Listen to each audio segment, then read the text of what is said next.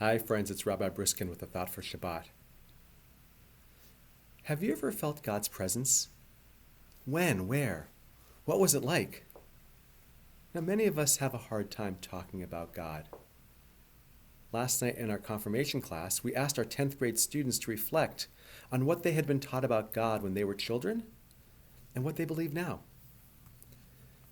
As you can imagine, the way that a 5-year-old thinks about God is very different than the way a 15-year-old thinks about God. And as children get older and smarter, they begin to ask more sophisticated questions. They ask, how do I know God exists? Or why does God allow terrible things to happen? Will God answer my prayers? Sometimes they don't even ask the questions because they don't believe in God. However, if they have ever felt God's presence in their lives, they certainly remember it. Just as our patriarch Jacob did. In this week's Torah portion called Vayetze, after fleeing from his home to escape the wrath of his twin brother Esau, Jacob rests for the night. He dreams of angels ascending and descending a ladder that reaches to the heavens.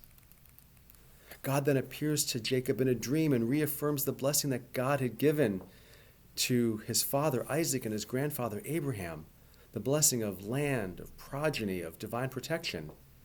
And when Jacob awakes from this dream, he proclaims, God was in this place and I did not know it. Now, what does Jacob mean when he makes that declaration? Rabbi Lawrence Kushner suggests that Jacob was trying to say that if he had known God was here, he wouldn't have gone to sleep. Yet I wonder, had Jacob remained awake, would God have appeared to him or spoken to him directly? God speaks to a very small number of our biblical figures. And after Moses dies, God spoke only to the prophets through dreams and visions, not directly. We are not prophets. We are not patriarchs or matriarchs. So if we feel God's presence, if we hear God's voice, it's through our dreams, our feelings, an activation of our senses, or an awareness of some internal change. We may not be able to name it as God, but we can name it as something mystical or spiritual that overcomes us. And that something may indeed be God. Even though God has never spoken to me, I have nevertheless felt God's presence in my life.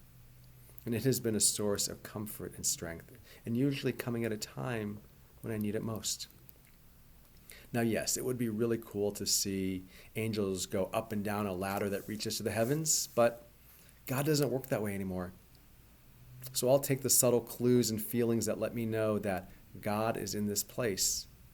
And yes, I do know it.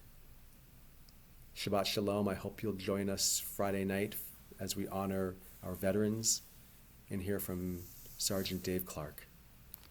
Shabbat Shalom.